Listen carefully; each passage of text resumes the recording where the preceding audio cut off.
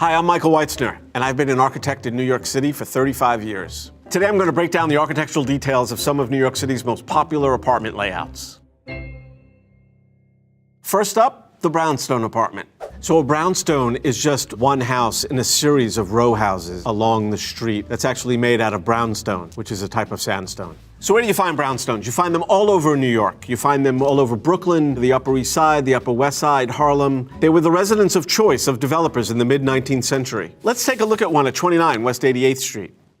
Quite often, these brownstones were built as developments. That means they built multiple ones at once. You can see every other one has these arched windows at the top floor, that they were all built together. Each entrance has the same sort of treatment around it, and every other bay has a bay window. All that indicates that they were all built together as one design.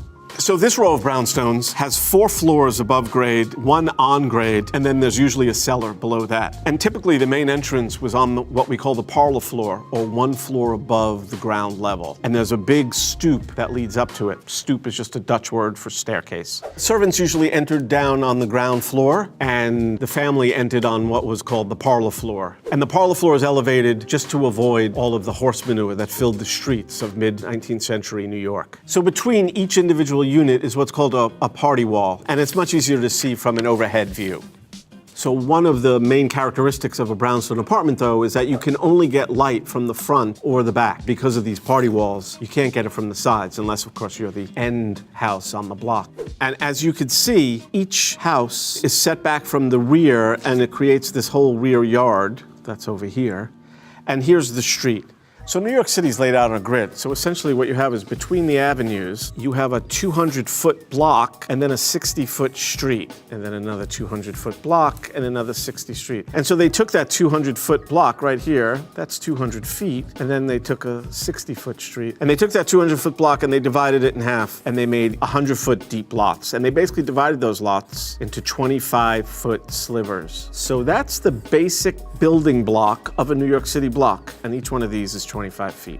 And 200 plus 60 is 260, and if you multiply that by 20, you pretty much get a mile, and that's why 20 New York City blocks is considered 1 mile. So you'll notice in these overhead shots that there's no alleyways behind these rows of houses, and that's the reason why you see all the trash piled up on the front side of the street, because there was no alleyway to put the trash in the back. So in 1811, when they laid this out, people didn't really have that much garbage. I mean, there was a privy in the backyard, and you used nearly everything. Any food that you didn't use went to the livestock, and people didn't have nearly as much as what we all have today. So it's a common sight in New York to see these mountains of garbage along the curbs every other day of the week. And it's because we don't have alleyways. Now let's look at railroad apartments and tenement buildings. So a railroad apartment is essentially just an apartment where one room leads into the next room, like in a railroad car. You go from one car to the next. As an overhead view, you have one room leading into another room. So if this was the flat like that, there'd be one room here, and another room here, another room here. So if I'm in this room, in order to get to any other room, I've got to pass through each room if I wanted to get to the back room. Where in a typical apartment, there would be a corridor on the side, and you would circulate into each room from that corridor, like that. Okay, let's take a look at one at 39 Henry Street. Okay, this is a building that was built in the late 1800s on Henry Street on the Lower East Side. My grandmother was born in this building in 1899, and the building is still there. At that time, the street would have been filled with push carts and horses and throngs of people. Now it's just cars parked. So tenement houses were built for the lower classes, mainly for immigrant groups. So imagine in these earliest apartments having a family living in each one of these rooms. It would be very crowded, and there'd be absolutely no privacy. At a grander level, that's called enfilade, and you could see that in famous museums where you go from one gallery to the next gallery without going out into a corridor. But here, at a much smaller scale, it's how the apartments were set up, and usually there were just like 3 rooms. There was a bedroom, a kitchen, and maybe there was another room between them. Quite often it was just 2 rooms. So originally when these were built, a lot of these rooms didn't have any light and air. So light and air means natural light and operable windows to let fresh air into the rooms.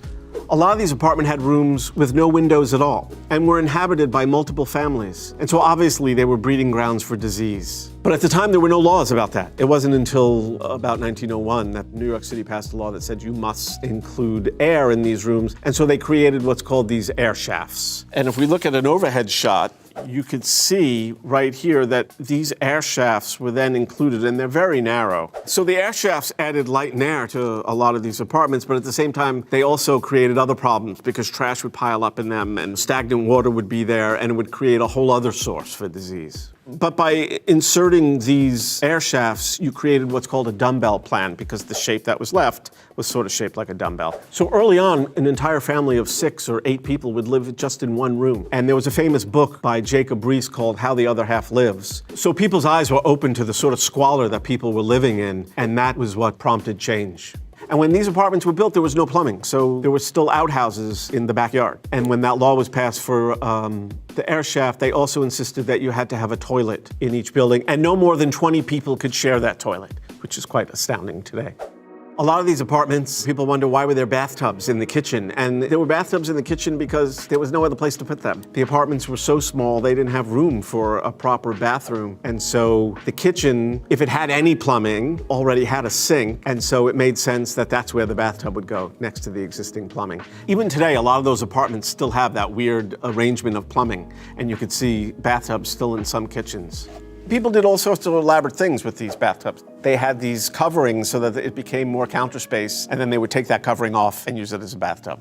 So as time wore on, starting in the 1930s, conditions were so deplorable in these tenements that a new paradigm was invented, and the idea was to create these new housing projects that were built around courtyards that were filled with light and air. And the intention was to provide much healthier living for the working class people of New York City. So a lot of these tenements were just knocked down, and they built these housing projects. Today, housing projects have this terrible reputation, but that's because all the funding for them has been systematically cut off, and so they've been starved, and they have no money for basic repairs, and because of that, they deteriorate and fall apart, and people are left living in conditions that were almost as bad as the tenement apartments that they were made to replace. So railroad apartments still exist, but quite often today, the bathrooms have been added to them. But because you have to walk from one room to another, privacy is really compromised.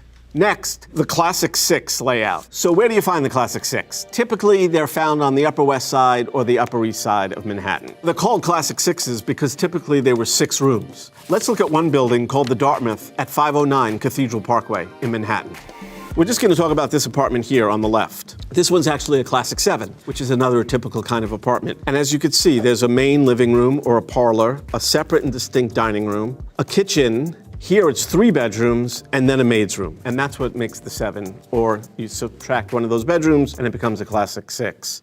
You should note, though, that the kitchens are actually much smaller in these apartments originally, and that's because really only the maid used the kitchen. Most families in this station had servants, and the maid had their own room, and they were live-in, and they cooked the meals for them. The other thing you should note is the maid had her own bathroom, and then there was one bathroom shared by the rest of the family. And the other thing you should note is that they typically had very little closet space. And that's because when most of these were built, which I would say is in the 1920s, some were built a little before, some were built a little after, but the 1920s were the heyday of this type of apartment. People just had a lot less. They didn't have huge wardrobes, and they didn't have a lot of possessions, and so subsequently they didn't need nearly as much storage space. So what was really nice about these apartments is quite often they had a really gracious foyer, and then there was a corridor that led to all the rooms. Unlike a railroad apartment where you'd go from room to room to room, here you'd step out into a beautifully detailed corridor and go from room to room in your own apartment. A lot of these buildings were built before current zoning laws, where today windows facing one another like this would have to be 30 feet apart. Here it appears it's less than 20, which makes the rooms down at the end of these courtyards somewhat dark, especially if you're on a lower floor. But again, today it would be much wider and they'd be much brighter. So what prompted these buildings actually, or what helped prompt these buildings, was the invention of the elevator. So all of a sudden it became worthwhile to build multi-unit apartment buildings on 10 or 12 stories high. And without the elevator, they couldn't have done that. Before that, the highest you could go was 6 stories with a walk up. And now, once the elevator was invented, you could go up as high as you need to be, but typically they built 10 to 15 stories. I mean, this was a new style of living that sort of the Dakota helped bring about, and elevators were part of that new style, and that technology was instrumental in creating this new style of living. So here's a view of the exterior of the Dartmouth, and you could see that narrow courtyard that we were talking about before, and how those windows would be kind of dark because of the shadow. The other thing you might want to notice is that the air conditioning units, which is also a ubiquitous thing in New York City apartment living, because these apartments were so old, there was no air conditioning yet. And so in a modern apartment now, there's usually a unit under your window, like in a hotel, where you could heat and cool from the same unit.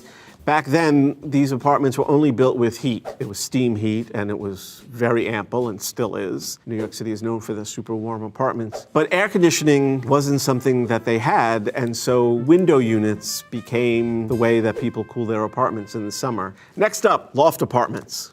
So loft apartments really started in Soho, which means south of Houston Street in Manhattan. So essentially, loft apartments are just wide open spaces with really big windows. Originally, all these loft apartments were actually manufacturing spaces. As manufacturing moved out of Manhattan, these spaces were empty, and landlords didn't know what to do with them. And artists started moving in because they were like, hey, these spaces are great for making art. They're big, they're filled with light. What could be better? They're rough. I don't have to worry about keeping it clean. And so landlords were happy to have the artists come in and move in because they were at least collecting some rent on what was before just vacant and empty spaces. A lot of them were done in these beautiful old cast iron buildings which were built in the late 1800s. Cast iron was a new technology at the time, and it allowed you to make these really big windows. You could see the technology had changed, and now we have big sheets of glass, and it created these beautiful light-filled spaces. So here's a great example of one of these lofts. This is a building that was owned by the famous artist and critic Donald Judd. And you could see it's a cast iron building with these really nice big windows letting light into all these floors. So these artists moved into these spaces because these spaces became available at the same time that art and paintings were getting bigger and bigger.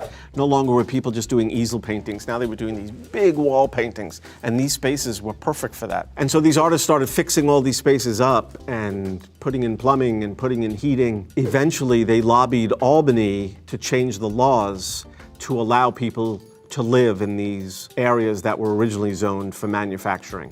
And you actually had to register with the state as an artist in residence to be able to live there. And then they would actually have a sign out front that said AIR, which meant artist in residence. And so the firemen would know that people were actually living there in case there was a fire in the building. All these artists made all these great living spaces, and then all these galleries moved in to show the art that these artists were creating, and it became this great, vibrant arts community. But then, as soon as that happened, people with much greater wealth started to move in and buy these lofts because they were such great spaces to live in. And eventually that pushed all the artists out, and they could no longer afford to live in these spaces, and the whole neighborhood changed almost overnight. All those galleries just got up and moved in the early 90s and went to Chelsea. And so what's left in Soho now is just a lot of really wealthy people and very fancy shops instead of the galleries and bookstores that used to be on all the streets there. So the exteriors are still intact, and they still are beautiful, filled with all these cast iron and industrial looking buildings, but what happens inside them is now completely different. Currently, the city is talking about rezoning yet again Soho to allow more inclusive, affordable housing and new buildings. And the people who live there are against it for a variety of reasons. One being they don't want to destroy the beautiful historic character of the neighborhood. But the other, and a more cynical reason, is I think people are afraid that their real estate values will go down. Studio apartments. So what do people think of when you say studio apartment today? Well, usually it just means a one-room apartment. They used to be called efficiency apartments. But it's just one room, and the kitchen is sort of attached to that room. It's rarely even separate. Obviously there's a bathroom, but it's just your bedroom, your living room, and your dining room all in one. And if you need to live alone, it's probably the least expensive way to live. So what I love about the term studios is that it originally came from super rich artists who came from really wealthy families in the late 1800s who built these studio apartments for them, but in fact they were multi-room, double height, really posh, beautiful spaces. But they call them studios because it was like an art studio and you were intended to make art in them. Let's take a look at one of the most famous studios, Hotel des Artistes. This is located just off Central Park West on Manhattan's west side. So even before lofts, these were the original residences that were built for artists in New York City. What's interesting about Hotel des Artistes, it was built by a group of artists who had gotten together and built this 20-story building with this sort of Gothic feel to it, as you can see here in this image, with the pointed arches. And what they did was they dedicated 10 floors to studios for making art and another 10 for just typical apartments. And yet, even as beautiful as these are, they still have the ubiquitous window air conditioning units. And so you could see in this photograph the double height windows that the double height studios are in. And these are fantastic spaces.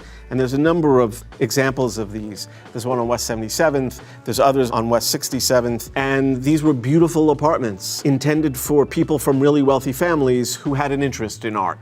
And then over time, the real estate industry took that term, because it had this certain romantic flavor to it, and applied it to one-room apartments because it had this very bohemian feel that the one-room studio that artists inhabited could be similar. But the one-room studios that the real estate industry were describing were actually in much more modern buildings that had much lower ceilings. They were just a single room of just a few hundred square feet. They weren't anything compared to the original studio apartments that were built in New York City. So today, studio apartments aren't nearly as grand as what they started out as, but they're still a very efficient way to live.